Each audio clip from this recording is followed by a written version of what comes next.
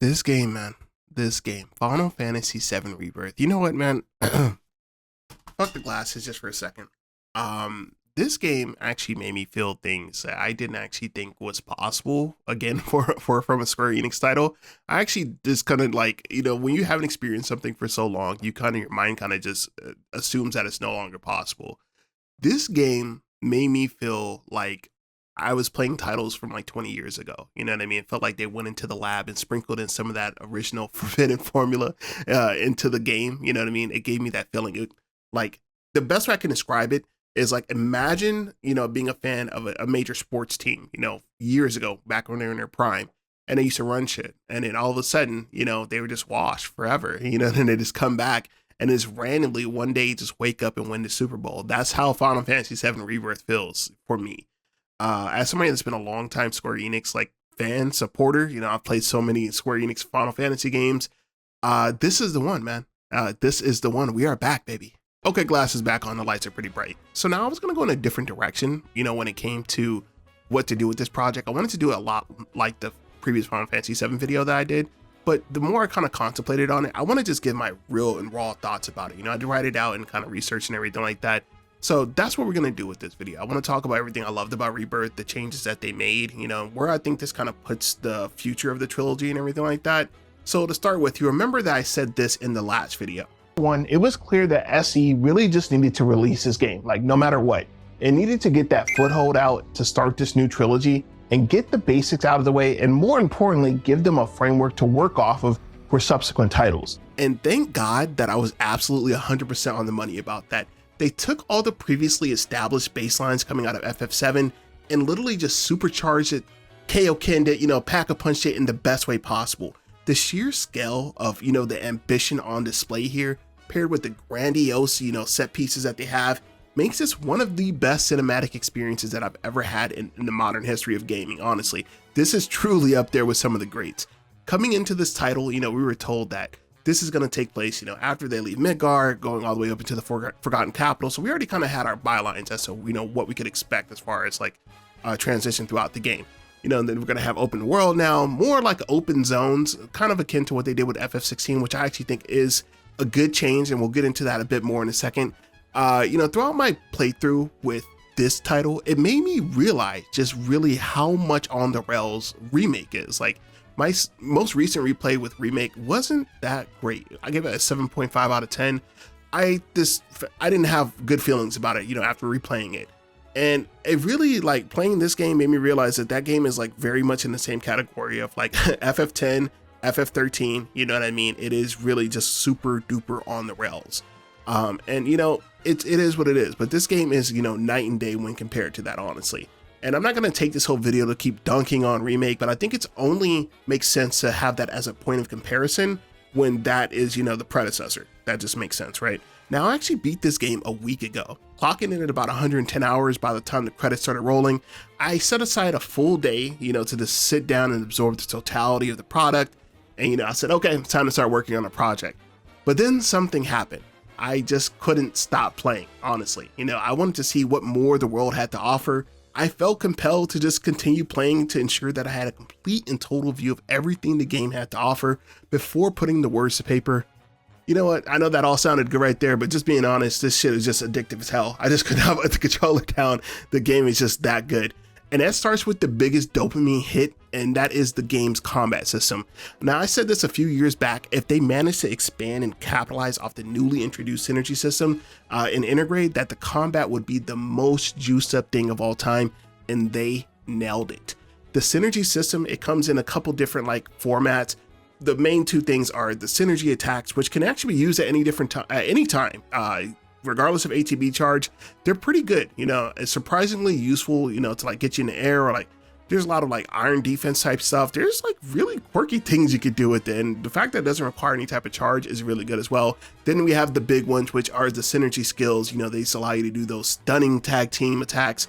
These alone, honestly, are almost worth the price of admission. You know what I mean? I am begging for trio attacks in the next game. Just give it to us. Just go full Chrono Trigger on us. You know what I mean? That is a constant visual spectacle. I love it. They also serve a multi-function. You know, they can grant like temporary buffs or increase stagger on enemies and stuff like that. And most importantly, a select few of them will increase your limit gauge by 1 level, and that's how you can use some of your higher end limit breaks, you know, as the game gets a bit later. And this right here is where we're going to slow down the praise parade just for a second. This is the one area that, despite all my hours of playthrough, I just could not get jiggy with this shit. I did not like this approach to limit breaks at all. You already have to go through quite a bit with the folios and manuscripts and stuff like that to upgrade your tree. And then not only that, then you have to do it every single fight. You have to do the synergy skills just to get higher end limit breaks. And I kind of mixed on it. I don't like this approach at all. I kind of wish limit breaks were just separated and just handled differently. So that's one thing, you know, that's a little bit of a quibble, nothing too crazy, but you know, it's whatever, you know what I mean? So you just have to be mindful of it, or you're really just going to see a lot of level 1 limit breaks over and over again, you know. But outside of that, I got to say that this is definitively my favorite. I think this is the best battle system that Final Fantasy has ever had. And it's my personal favorite. This is the one that trumped FF12's Gambit system. That was like the one that forever for me, that was just, there's nothing that's going to beat this, but now it's been trumped for sure. I will still say, you know, when you're on the defensive, your ATB still fills up a little too slow. This is just magnified when it comes to 1v1 attacks, 1v1 like combatants. I just hate that. Even if you're using stuff like steadfast block and stuff like that, I don't like the way that feels. It just doesn't, I don't think it works well. This game doesn't work well in a 1v1 format in some situations. And you know, that's really amplified in like some fights, like Rufus, who had, in my opinion, the worst fight in FF7 Remake, also has the worst boss fight here in Rebirth. Congratulations, you know, you back-to-back champ. Those fights just suck. They're not fun at all. They do require some skill. They're just not fun. You know, I just think that the combat system doesn't really lean into that type of 1v1 properly, just based off how slow the ATB is discharges, honestly. But one thing that does work seamlessly with the new combat engine is the new musical compositions, which they've been told that there's about 400 compositions for Final Fantasy VII Rebirth, which is crazy. 400 separate tracks is nuts. And this, you know what I mean? This is one of the best soundtracks to ever bless these eardrums of mine. The level of diversity within the compositions paired with the, you know, just a sheer amount of them means that you legit never have to worry about getting fatigued by the same theme. They've done this technique where they blend in the background music with a remix of the battle theme, and then, you know, after the fight's over, it goes back to the original composition. It is just seamless. It is flawless every single time. It is, you know, just a excellent addition that allows you to keep the tempo while you're doing things. You know what I mean? You never feel like it's stopping. It's not jarring, you know, going in and out of a fight or anything like that. It's just all flows, and I just love that about this for sure. And they didn't have to, but for some reason they gave this dog one of the best themes for a side quest. This dog has a crazy theme. Listen to this. Oh, my sweet baby girl. And now back to the zones. The sheer scale of each open zone, you know, it really never ceased to impress me, honestly. Regardless of how many times, you know, I was going back and forth, trekking around, you know, knocking out one side quest or another. And let's talk about the side quests.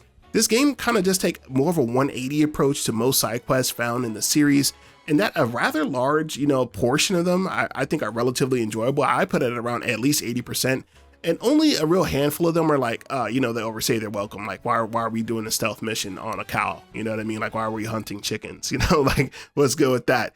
The world building that's folded into some of these, you know, seemingly inane quests, they do help illustrate the struggles and the triumphs of the denizens of the world, and they provide some truly memorable characters. And some of them actually tie right directly into the plot in more ways. Like I'm seeing Sephiroth during a side mission, like what's going on? I enjoyed a lot of that. And I definitely think some of the NPCs from these side quests are pretty memorable. In particular, there is the Chocobo Sage, who is like the perfect zany old NPC. Remember in some of the old Final Fantasy or even Squaresoft titles, you would have like these random like just zany NPCs, you know what I mean? They're just memorable, you know, back in the day. As the series evolved, they stopped doing stuff like that, you know what I mean? But I like that, you know, it shows that the game really isn't taking itself too seriously. Look at this man, he has some Choco drip on, man, stop the fucking presses. And one thing that I definitely grew to enjoy a lot was just honestly looking around the world map. Seeing things like, you know, the actual Fort Condor off in the distance while exploring, or the shadow of, you know, ruined Midgard, they're all really nice touches. And on a base level, the game does a very good job of incentivizing the player to kind of actively explore. They're providing abundance of crafting gear to be used. There is drops everywhere. And the new crafting system, I think it's okay, it's relatively straightforward, but it's nice that they give you an option almost immediately to be self-sufficient without leaning so much into the game's economy, have to grind gil and stuff like that. They give you a lot of different options to take care of yourself. I like that, good addition. Now, collectively, the layouts and presentations for most of the zones, I think, are pretty well done, with the sole exception of Gungaga. I just could not. Gungaga. A lot of people were giving people, shit about, hey, why is everything marked with yellow, to show the player where to go. This is why. The elevation zones in Gungaga, it's hard to eyeball it, and the map doesn't do a really good job of showing where the elevation is. If you look closely, you can kind of see, where the routes are and stuff like that, but sometimes you need to know where to go from one toadstool to float over to the other toadstool, and it was a little frustrating sometimes, but some of that was just on me. But it doesn't look like I was the only one, with this. I see a lot of complaints about that, but that was, just kind of a mild annoyance. And, honestly, it just really makes up with it with just the sheer visuals alone. This lush, forgotten tropical forest that gives way to a mountainous ridge is just realized perfectly. Imagine going from this to this. Talk about an absolute blow up. I will say though that sometimes the game didn't always seem up to the task of handling such a massive scale, and on more than one occasion felt like, the game itself was having issues with loading in some of the massive textures, or struggling when, some of the characters would get stuck in a crevice, a rock or something like that, felt like a crash might be on the way. The game only crashed one time in my entire playthrough, so that's a pretty good ratio in my opinion. The visual splendor really does hold true for all the zones. They all look unique, and I love the visual representation of all of them. I think that this is also accentuated perfectly with the chocobo quest, and the way that you traverse with the chocobos in each region, I think is perfect. Outside of the mini games that are required to acquire said chocobo, which can be not such a fun time. They can be kind of frustrating, but I never got like straight up like furious at them. I was just like, this is just crazy, you know what I mean? And then you think you're doing good, then you look up and the chocobos is like staring right at you, you know what I mean? That's just, I like that you did have to do that, but yeah, it's whatever. I also did enjoy, all their unique abilities that they allow you to traverse the map and everything like that with. Between the fast travel and the chocobos, this Rebirth does a pretty good job, at making sure that it's not really wasting your time with like any unnecessary meandering, honestly. But one thing that kind of caught my eye, and as I kind of went on, it started bothering me a bit more when it came to the zones, was a lot of the homogenization of it. You know what I mean? I understand that they want it to be kind of a uniform process, especially with something like the Remnant Wave towers. That made sense. You know what I mean? You activate the Remnant Wave towers, it shows you where everything is. That makes sense. But some of the other things, I felt like it didn't need to always be the exact same thing. When it comes to like some of the summon crystals or their life spring analysis, it didn't need to be the same process every single time. I would like to have seen some diversity with that, but I think this is one of Square Enix's first approaches to like a massive open world, zone type game. So I think the uniformity does help on this front, but I hope they do mix it up going forward, because it does, it's a little just too paint by numbers and, in some form. And oh yeah, as I mentioned before, this game looks absolutely fucking gorgeous. Most of the time anyway. Sometimes you get like weird like visual glitches. Aerith will decide to just do things like this. And I will say that one of my favorite upgrades to this game is the NPCs. The NPCs look 3,000% better than they did in Remake. Like in particular, this NPC right here that you have to, that you interact with in Cosmo Canyon, this looks like an actual black person I will see in real life. You know what I mean? When it comes to game development, being a person of color and seeing other people of color, it's come a long way, but this is like one of the exceptional. I thought this was really good. They've also fixed all the strange mouths, they don't do that thing anymore. It's come a long way, you know what I mean? It looks like more akin to something that you might see in real life, which I thought was pretty good. Now, one thing that was a little bit, uneven, not all the upgrades were made equally, unfortunately. The lighting in this game, a lot of times leaves a lot to be desired, especially when it comes to my boy Cloud. He straight up looks like a vet in some of this. Like he just like some of these close-up shots that they give him, he looks like a Vietnam vet, like for real. And all the characters really look weird in elevator shots where there's lighting is constantly in flux. They just look like they're 1,000 years old sometimes. And also this shot that they use here will never not look absolutely goofy to me. How did this make it into the game, let alone the promotion materials? This man simultaneously looks 17 and 40 at the same time. And randomly, a character like Elena has like the best face model for women in the entire game. And like our main characters like Aerith, they end up with sometimes like inconsistent levels of visual performance. I'm hoping that the patch that they release will kind of tidy some of this up, but we'll see.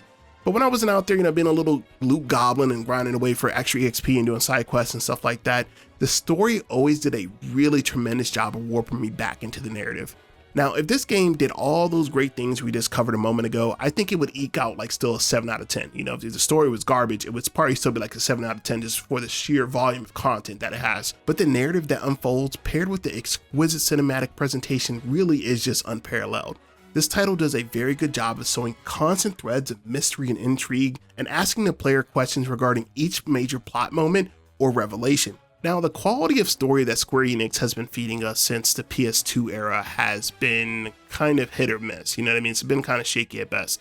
While I've yet to play a few of the mainstays like Final Fantasy 11, 14, and 15, the others that I did kind of delve into were kind of the definition of unevenness. We could go from, yeah, this is just okay, maybe just slightly underwhelming, to yeah, this one didn't work kind of at all, to okay, you got your swagger back, to yeah, I really couldn't make it even past the first few hours. And with our most recent outing of Final Fantasy 16, this had probably one of the strongest starts for any Final Fantasy title for sure. But by the time it was all said and done, it felt a little bit flat for me, you know what I mean? But what we got here, lads, with Rebirth is the filet mignon. They finally cooked up something using the ancient text from back there. The level of development that each character gets is satisfying in a way that doesn't feel overindulgent, but ensures that no one character fills out, which could often be the case with some of the older titles in the series. Real quick, what's this guy's name? Yeah, I thought so. As you technically get the recruitment of 4 new comrades throughout this playthrough, Yuffie, Vincent, Cid, and Cait Sith, they're all relatively painless to get, although I thought that they would give you Yuffie right at the beginning, but as I kept playing, I'm really glad that they didn't. Her kind of evolution, into joining the actual party makes more sense, obviously because she was an optional character in the original source material, but I'm glad that, she ended up joining not at the beginning and it made more sense. It was much more of a build-up. I enjoyed it that way more. Now, one thing that definitely kind of caught me a little bit off guard was the unexpected amount of focus that the game has regarding the robed ones, the Genova experiments. I think a lot of people, I didn't really see that coming, you know what I mean? But if you think about it for a second, it does make sense to follow them because, they're talking about Sephiroth, they're talking about the reunion and stuff like that. So I did kind of like that they were the main plot driver kind of pushing the story forward. I like that a lot. And the moment you actually get your full playable party, the game actually opens up and immediately centers on Cloud's ongoing issues with his psyche, and Tifa actually does a really good job of checking him a bit more aggressively than I expected. And this sets the tone right out the gate that while we might be chasing out rogue men or fighting Shinra or anything like that, the real enemy is within. Our hero's slow descent into darkness is one of the best updates to the original source material. Now, while the original did have a very specific touch to it that I liked, this is just much more defined. Throughout the journey, we see how Sephiroth's increasing influence on Cloud leads him to start to doubt his own mind and his teammates. In particular, when he has his Black Air Force moments, they are brutal and really showcase just how far gone our poor lad just might be. And one of the unspoken dynamics with this game is the spheres of influence on Cloud. You have his teammates and everything like that, but one of the most important ones is Tifa and his dynamic with Tifa and the things that evolve throughout the game.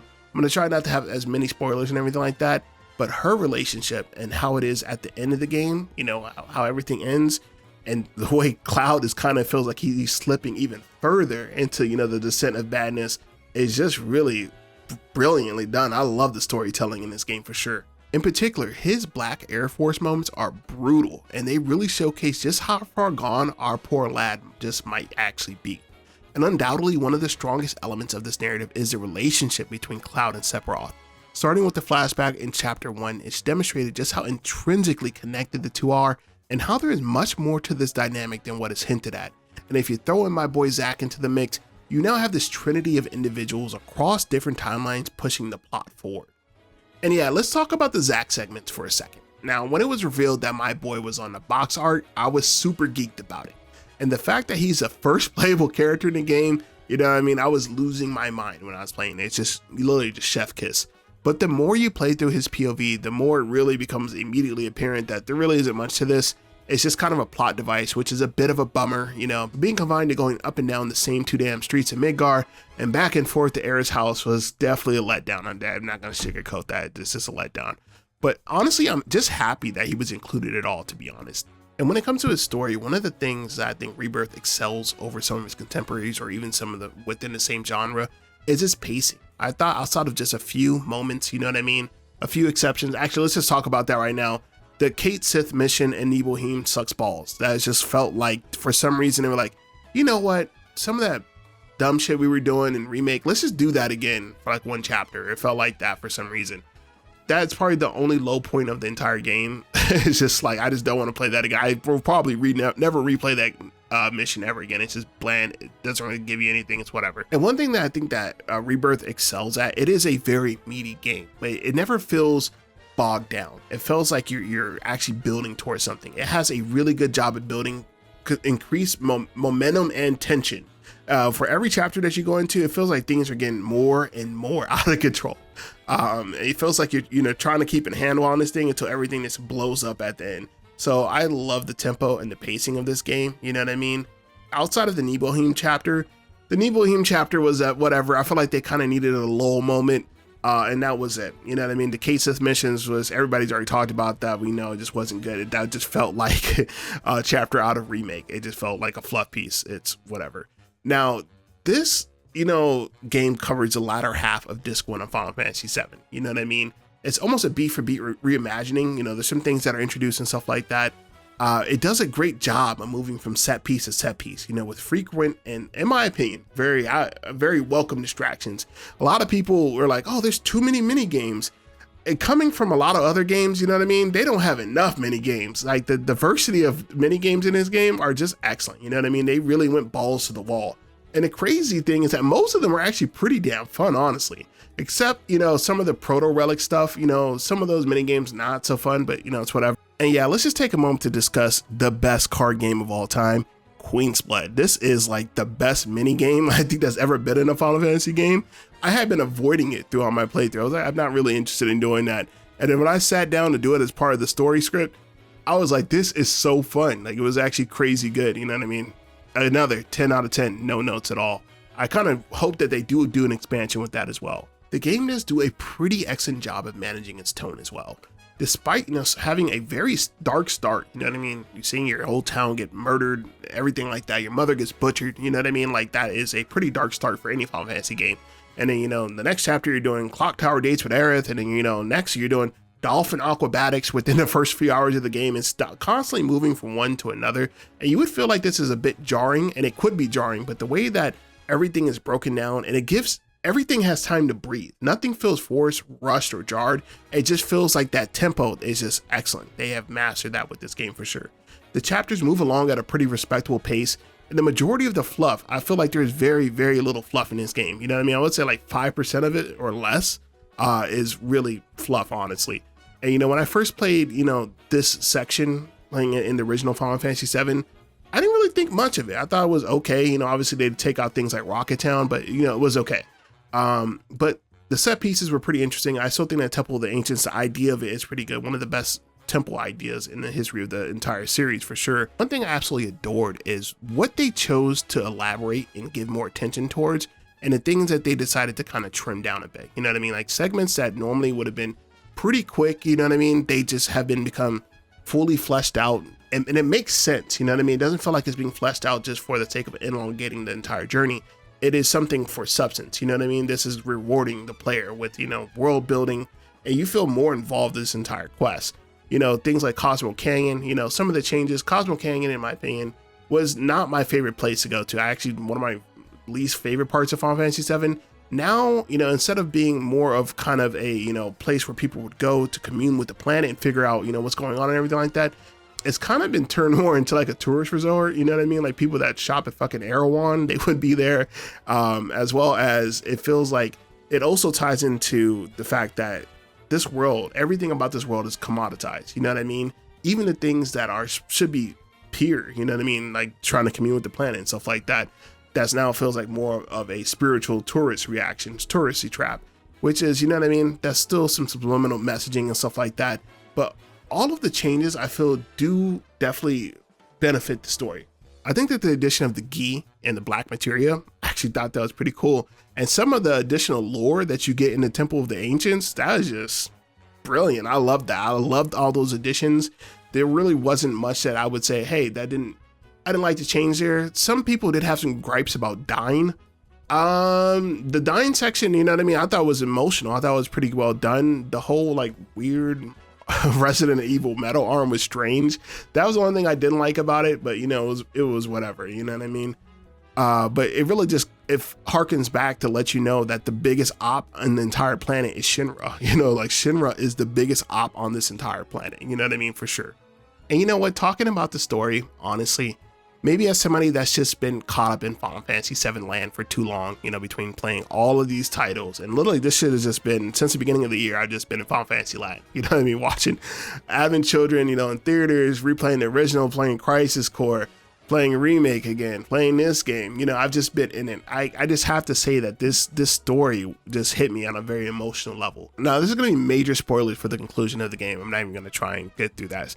Now, by the time the game reaches its apex, its climax, and you're at the Forgotten Capital, when Cloud stopped that sword attack, dog, I was losing my fucking mind.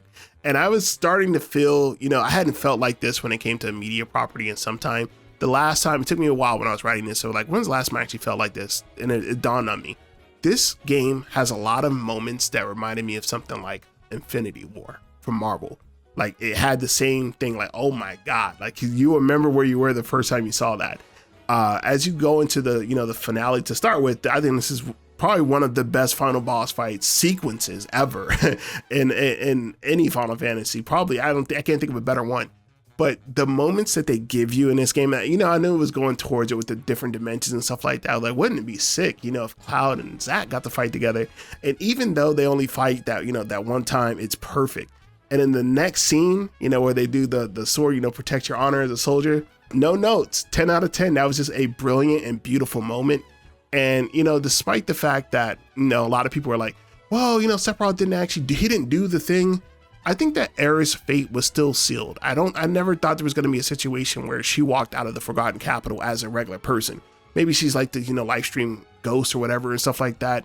But I thought the ending was excellent. I thought all the boss fights were great. It was just, it hit me emotionally, you know, watching all that. It was so good. And honestly, when I was going through this, I was like, this would be adequate. This would be acceptable to be the conclusion for the main trilogy. Like, if this was the final act of game 3, I would still have no complaints. But the fact that they're giving us all this in game 2, what more exactly could they give us? You know what I mean?